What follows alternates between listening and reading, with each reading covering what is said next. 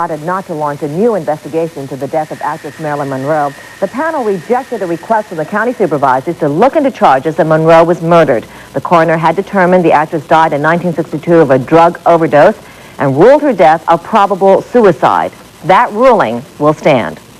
Investigators in Passaic County, New Jersey have 5 people under arrest today in what they're calling the biggest cocaine seizure in the state's history.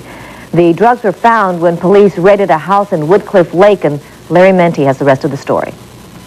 What you see here is 100-kilo bags of cocaine. That's 220 pounds. On the street, that much cocaine would sell for over $100 million. It's never going to make it to the street, though. Right now, it is being held as evidence by the Passaic County prosecutors and the Woodcliff Lake police as evidence in what is being called the biggest drug bust ever in the state of New Jersey. Advise the defendant that he's charged with the Aquí está acusando con lo siguiente. that on November 21, En noviembre 1985, 21 de he 1985, conspired with various known and unknown persons to possess with se the estaba en intent to conspiración distribute con muchas cocaine. personas. 4 Colombian nationals from Patterson, New Jersey, face charges ranging from gun possession to possession with intent to distribute cocaine. Police think this man, 30-year-old Luis Agudelo, ran the largest cocaine distribution center in the Northeast.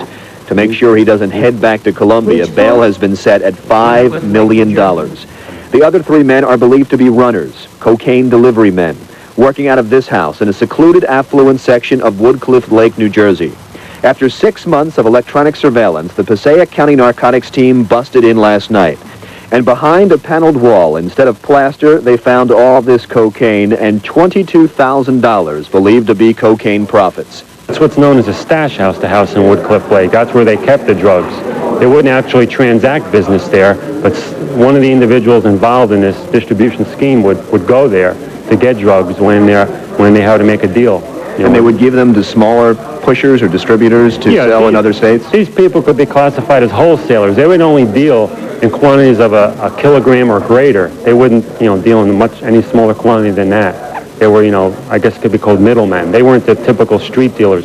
And the investigation is not over yet. Information gained by electronic surveillance of this house could lead to raids of similar distribution centers across the country and may lead federal authorities to the kingpin of the cocaine network in Colombia, South America.